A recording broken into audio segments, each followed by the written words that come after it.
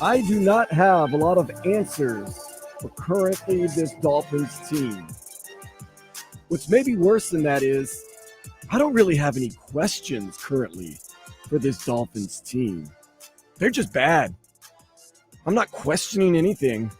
I'm not looking for answers. Okay, maybe I am looking for one answer, and I'm trying to be as positive and honest as I can after that terrible showing, by the way, against Tennessee Titans, the 0-3 Tennessee Titans. Dolphins lose 31-12. Tennessee puts one on at the very end. Oh, yeah, and by the way, they did it with their backup quarterback, who might be better than Will Levis. Nonetheless, Mason Rudolph. I do have one question. Now, like I said, I don't really have a lot of questions. Definitely don't have a lot of answers. Question might be, currently, are the Dolphins the worst team in the NFL? At this moment, in this time. Right now, it's easy to say, yeah, they are. Well, you barely beat the Jacksonville Jaguars, who are 0-4. Barely. Going for Javon Holland making that great play as Travis Etienne was going into the end zone, punching the ball out, just getting the ball back, 80-yard bomb, scoring on a last-second field goal. By the way, we haven't had a lead the whole entire season. Not once have we had a lead during a game. Kick that last-second field goal. Okay, then you go into Buffalo. That's not your Super Bowl, but it's a game you circled on your calendar. National TV at home. This is our chance to say, Buffalo, you don't own this division anymore. You don't own us anymore. And you got mollywopped. And oh, yeah, by the way, Tua got hurt. Then you go to Seattle. Tough things happen up there. Nonetheless, not competitive. Tonight, against a not very good Tennessee team that you do have more talent than, their quarterback, Will Levis, does what Will Levis does. One of the first plays of the game, throws it to Emmanuel Ogbah, throws it directly to the other team and says, I didn't see him. And you're thinking, okay, let's capitalize. What do? Let's give Mike McDaniel some credit. Try to get it into the playmaker's hand. Is he doing that because he thinks that's the right thing to do? Or is it because he's taking a little bit of heat for maybe not trying to get it to his playmakers really early and often, like Tyreek Hill, no targets last game in the first quarter. So start trying to get it to your playmakers. And then Tyler Huntley threw a bad pass. I'll give you that. It was behind the line. It was a backward lateral. Tyreek Hill, be the number one player in the NFL that you're supposed to be. It hits you in the hands. Help your guy out a little bit. Of course, it's a turnover. Will Levis runs, hurts himself. They put in Mason Rudolph. And if you're a Dolphins fan, like I am, when you saw Mason Rudolph go in there, you go, oh, man, this isn't good. Oh, yeah. For the third week in a row, by the way, I've had the luxury yet terrible task of choosing a player for the game. Why is it a luxury? Because for the past 3 weeks, there's basically only been one player for the Dolphins that's been deserving of player of the game.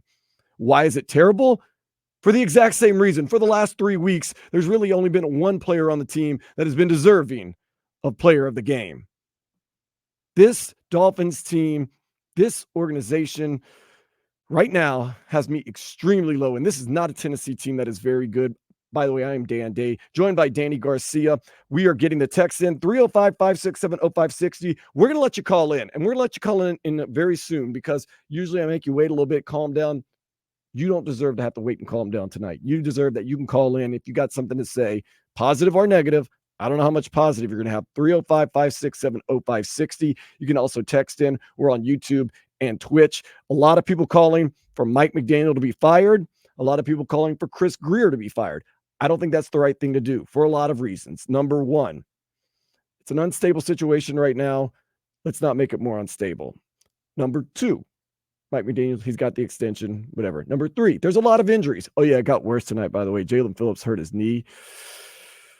We'll wait and see about that. Number four, it's maybe low right now, but it's still early in the season. Now, I'm upset, if you can't tell. I know if you're a Dolphins fan, you're upset. If you're leaving Hard Rock Stadium right now, you're a season ticket holder. I have friends that have been lifelong season ticket holders. My friend Carol, her brother Dolphin Dave, go to every game. Heck, they go to Europe. They went to the Germany game last year. Where the Dolphins play, they go. They love. 24 years since they've seen a playoff win. And you know what? That's the furthest thing from their mind right now. Losing to the Tennessee Titans on national TV 31-12. And man, it didn't even seem that close. By the way, got manhandled for the most part. Danny Garcia, you are a lifelong Dolphins fan. You are ride or die. You are born and raised in the County Dade. Are you in your mind right now maybe saying, fire Mike McDaniel? Mike McDaniel first. Fire Mike McDaniel. Oof, that's a tough one. I got to be honest. I will say this, and I can say this 100%. The honeymoon is freaking over with me. Oh, this year is over. I don't care. There's no way you can cut it. That his play calling has been good. His leadership in this tough time has been bad. I'm sorry. Let's just call a spade a spade. Let's do it. All right.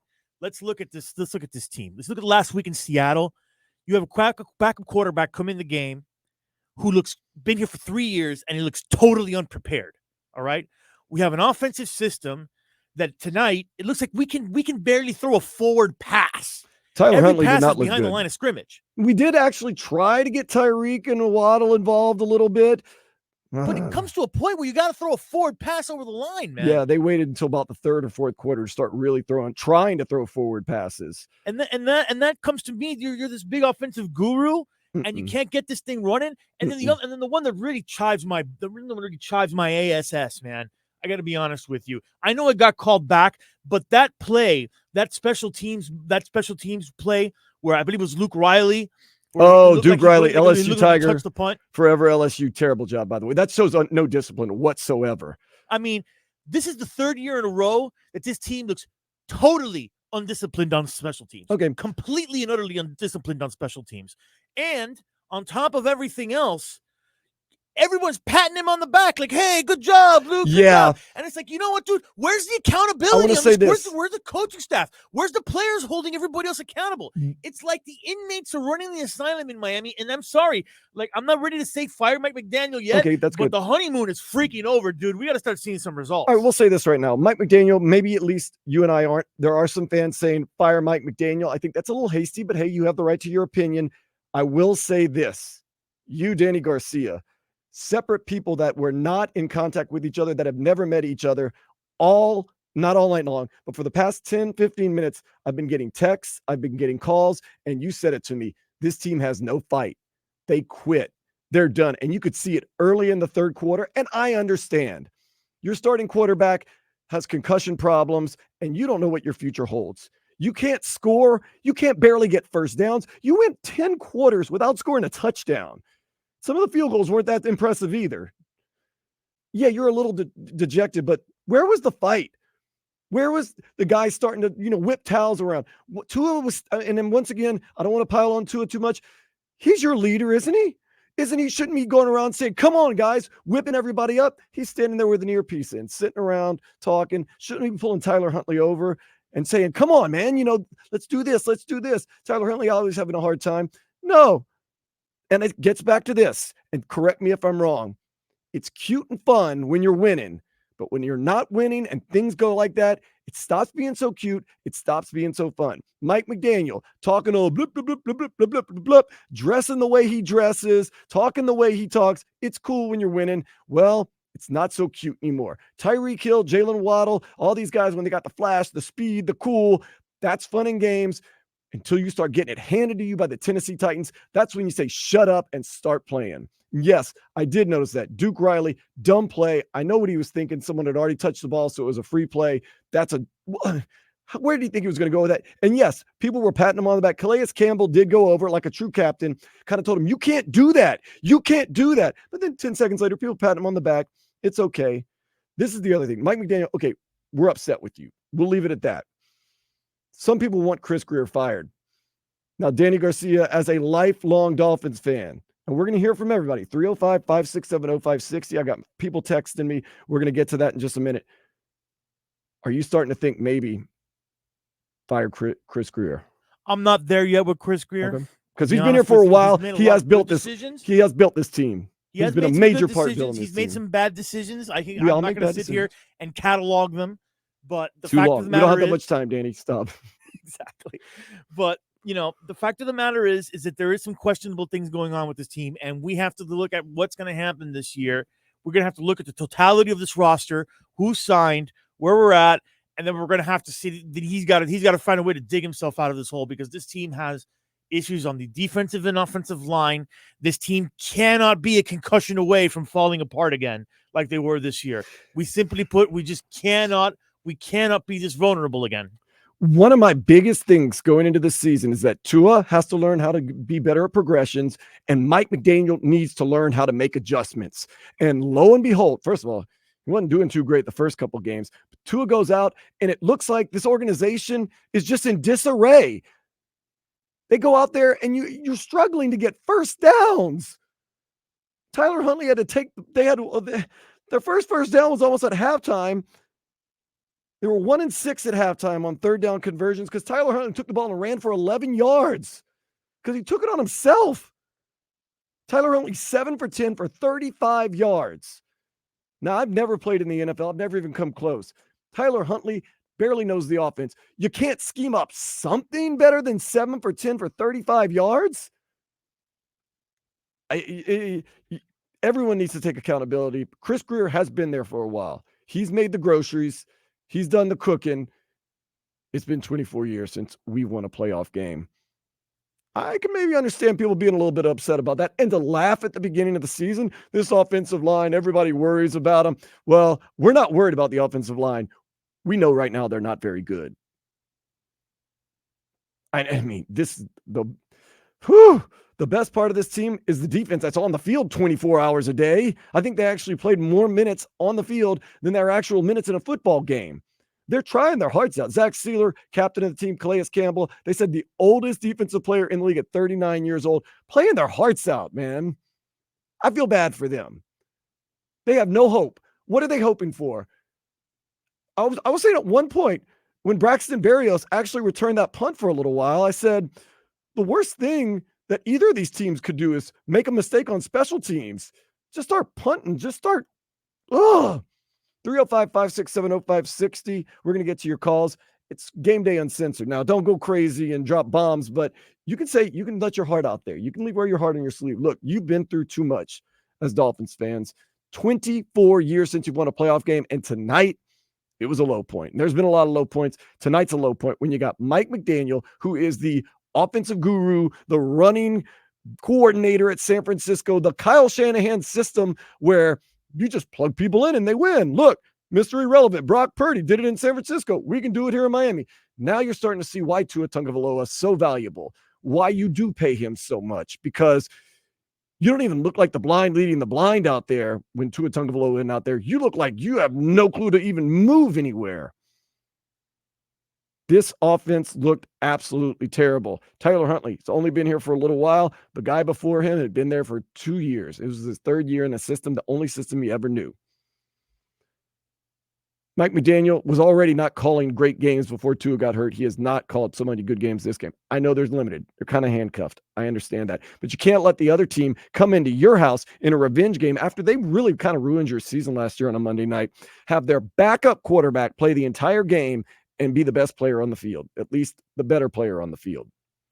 Tyler Huntley, you could tell they had no hope because on thirds and fourth downs, they were running the ball. We failed on fourth down conversions again tonight, twice, and then most of them were runs and end arounds and everything else. And on top of all that, Jalen Phillips has a knee problem. We don't know how serious it is. I'm looking at it. 305-567-0560. We're going to take your calls. I want to take your calls. I want you to be heard. I want to hear what you have to say. I'm getting texts in from friends right now. My dude Nathan, he was texting me earlier. They suck. And there ain't one person with any kind of life or energy on the field or the sidelines. Same thing Danny Garcia told me earlier today. My friend Lewis from the Wolfpack said the third quarter team gave up. Time to wear some bags on our heads. My friend Carol, who, like I said, lifetime Dolphins season ticket holder, going to Germany for all the games. So they don't get me started with the catch on Waddle and Hill right away. Yeah, I know. Sucky Mike McDaniel play calling. I agree with him. Yes. When we can fire our special teams coach, I agree. No fight in this team. I am now a Ravens fan since they are a strong football team. And now the fact that Grier let all the good offensive linemen and defensive line leave for specific players. Cristobal built his team from the inside out. Thank goodness. Whew. Upsetting. You want to take some calls, Danny? I'm all for taking calls. 305-567-0560. What do we have? Well, let's see here. Let's go to line 5. We've got Sean. Sean, how's it? Oh, I'm not Hey, asking. what's I'm not up, asking. man? No. I spoke out of turn. Not how's it going, Sean? What's on your mind? Man, you asked me last week if I was ready to punt, didn't you? Then I tell you Yeah. last week it was over. I told you not to Okay. punt because I told you we're going to come in tonight on national TV and beat the Titans. We're going to be 2-2. Tua is going to be back week 8. If we can just be 500 by week 8, we'll be all right. And you told me, nah. Man. It's over, man. I can't wait till the November 5th trade deadline because they need to shop them all. Everybody's on the table. Everybody. You know what I'm saying? Because everybody, to get pieces. What do we got to do, man? Because I mean, we got to get Cam Ward here. He's already here. We got to get Shadir Sanders, so whoever. But we got to start there. We got to start with the offensive line, man. And it's just there's no dog, there's no fight in this team, man. That was the most disappointing part. Sean, that was the most disappointing part, that I stopped being mad. I started being sad. I stopped asking questions. And like you said, I had everyone calling, texting me saying, there's no fight. They've given up. They got nothing. Bro, but you know what, man? I was driving on 95 today, and it was pretty easy getting up to that stadium. That's even worse. Okay, that's even worse. And what's going to dictate this thing from here on is the ticket sales, bro. I mean, I know Chris Greer has a Supreme Court job and he can't get fired. But man, it's over, bro. Have they lost the fan base? I was worried about that earlier today when they said that ticket sales there's not a ton of people. It's not as crowded. It's easy in, easy out. But you know what, Sean? Yes, sir. If you're a fan and you watch that game where you had who a lot of people think were the worst team in the NFL, Tennessee Titans, with their backup quarterback, run up and down the field on you 31-12, and you don't really do anything. You finally score a touchdown at the very end of the game. Do you blame people for saying, "Well, I spend my hard-earned money to go see that crappy product"? I don't blame it because I'm not trying to lose sleep on a work night. That's the elephant in the room right there. It's a work night. We got hyped up for the Bills game. What happened? Oh. We're supposed to be prime time, but we know what we are. We're daytime TV. That's what we are. We get to prime time. No, we're not. We're not the Hunger Games. You know what? We daytime TV, and that's what it is. We fall flat on our face. I'll say we're late night because we're ugly, but Sean, thank you so much, man. Thank you. 305-567-0560 is the number to call. Phone lines are lit up. Danny Garcia, who else we got? Dolphins are right there on late night TV with Joel Osteen, according to my boy Sean. Jesus. Wrapping him up. All right, here's my old school boy. He's been around this station calling for a long time. My man, Abel. Abel, what's up, man? Man. First of all, what an honor it is to finally get back on the air with the legend himself, Danny Garcia. I've been calling Danny late night since the Big Three era, since Hurricane losses, Dolphin, the Philbin era, and I'm glad I can call back in. But I'm going to tell you something, brother. This is an all-time low. And for a franchise that has set the standard of mediocrity in this town for the last 25 years, what I witnessed tonight, what I've witnessed the last couple of weeks, coming into a season that everybody was talking about, oh, we gave Ramsey $70 million. We made Hill the top paid wide receiver in Waddle, a top 10 wide receiver, and we got HN, and we got all the weapons and all the speed and all the nonsense, and we have the genius out there. Mike McDaniels has lost the team. Our NFL team is a reflection of their head coach. And you know what the team is right now? They are a reflection of their head coach. A coach that is out there that obviously doesn't know what he's doing. He's trying to outsmart himself. And people saying, oh, well, we have Tua out. Yeah, we have Tua out. But even with Tua earlier in the games this year, he was not looking very good because the play calling has been abysmal. You're right. The play calling has been trash since the freaking last year. And anytime, if you look back at the tape, anytime that the Dolphins would get inside the 5-yard line, Mike McDaniels decides to get cutesy and decides to do an end around and decides to do a jump off to Tyreek or decides to do some stupid play calling instead of lining up, manning up, pushing the line, and scoring a freaking touchdown.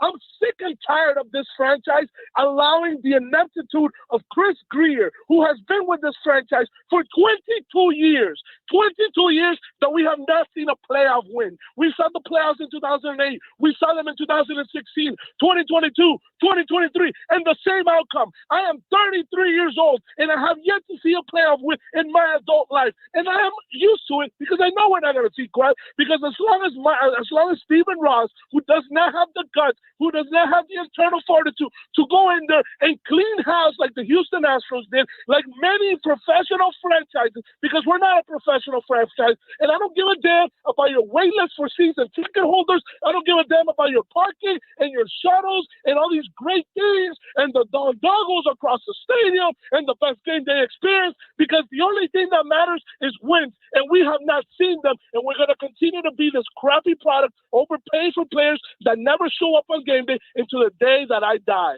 Go Dolphins.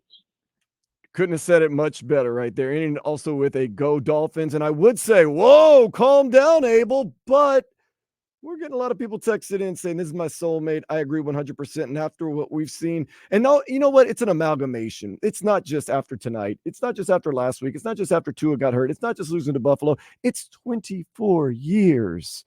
There are grown men and women that have never, or at least don't remember, seeing the Dolphins win a playoff game. 305-567-0560. DG, what you got? We got line 3. We got Don. Don't confuse him with Shula. Don, go on ahead. Hey, fellas, let me tell you something. Please. This is disgusting. All the Dolphins are interested in is selling tickets. They're not interested in winning anymore. Because if they were, they wouldn't have let great players go, like Wilkins, like Hunter, like Tunsil, like the guy that let go to Pittsburgh, the defensive back. We let all these people go. Why? Because we want to pay the shiny objects, shiny objects that are going to sell tickets in the stands that you can't win with. You can't win with 3 guys getting paid. You got to have a team, not one guy. And Tua has been at risk since you drafted him. You knew that when you drafted him. And because the only reason McDaniels got hired is because he came in here and promised he could do something with Tua. Had he not been successful with Tua, it'd still be over. Tannehill's a better choice than Tua, and I don't care what anybody says. If you look at numbers and stats, his numbers are much better, more durable, could throw the ball down the field, could run if he had to. Tua is friggin' useless, and it's been that way since the beginning. And you guys want to say, oh, what about all those numbers last year? Guess what? We played Tennessee the last time, and since we played Tennessee and got our ass kicked, what have we done since? Got our ass kicked again by Tennessee. Yeah. So tell me, what's going on here? Just tell me. They're selling tickets. They are selling tickets. So you're saying the money that they've spent for guys like Jalen Waddle, for Tyreek Hill, even Mike McDaniel, Jalen Ramsey, Tua Tagovailoa, that's not a commitment to winning. That's a commitment to selling tickets. That's right, because that ain't winning. You're paying these guys. Why'd you pay Tua? Why'd you pay him? Yeah, a lot of people answer that question for me. A lot of people would say the prudent thing would have been to make him play out that last year under his contract, and if he stayed healthy, then pay him a ton of money. If not, he sat out practice. He started sitting out practice, and he thought without Tua, do you think he was going to go somewhere else? Do you think he was going to go somewhere else? Someone else was going to pay him? Nobody was going to pay him. Think about it. He's a risk. You may have a point there. Maybe we were the only team willing to pay him, but lo and behold, the only team that wanted to sell tickets. Oh, I'm just disgusted with it. I've been a Dolphin fan since 1971, and I'm disgusted with it because I see what's going on. I know football. These guys apparently don't know football. You know, I thought this guy McDaniels was pretty smart, pretty clever. But apparently he ain't got it all. Why, Donald, do you think he's digressed so much this year? Or am I speaking out of turn? I'm guessing you think he's digressed, which most of us have thought. They've taken a lot of his talent away. That's the problem. And they've made him work with talent that doesn't work. He's been forced since he got there to work with Tua. You know who was right about Tua? Who we let go? We fired him because he wouldn't work with Tua? The defensive coordinator from Minnesota, who's now 4-0. Man, I'm telling you, a lot of people upset like Donald. Let's take one more call, Danny, before we go to break real quick. Who do we have? Because you are manning the phones. Who you got with Danny? Who do we have? Hello, 560 WQAM. What's your name? Where are you calling from? What's up? This is Marcus. How you doing? Hey, Marcus, I'm not doing too great tonight. I will not lie to you. Weird.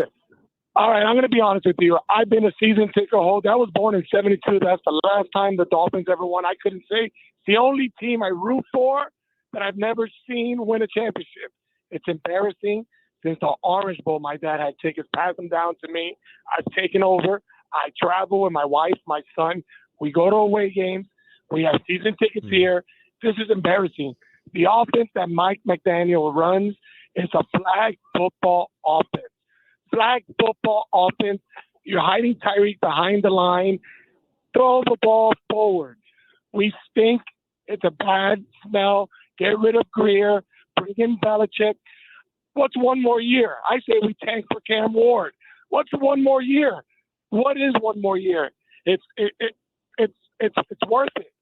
Tua's not the answer. I like Tua, but he's injury prone. We need to move forward. We need to get out, trade Tyreek, do what we got to do to get picks. It's just a waste of time. As to what the caller before said, it's just selling tickets. It's just selling tickets. We're not good. We're not good enough to compete against Buffalo. We're not good enough to compete against Kansas City. And we stunk tonight against a bad team. Next week against the Patriots, Jacoby Brissett's going to beat us. That's embarrassing.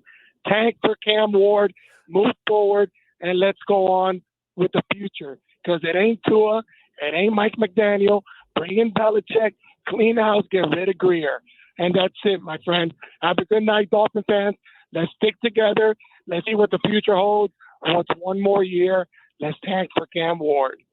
I hate to say it, but Marcus is a true Dolphins fan. I mean, a lot of times you say, well, listen to all the crazy he's saying. No, he's being pretty honest, being pretty real about how he feels about it. A lot of Dolphins fans are very upset. If you're saying tank for Cam Ward, tank for this, well, there was a couple of years ago, whether you like to admit it or not, the Dolphins put down an all-time tank job.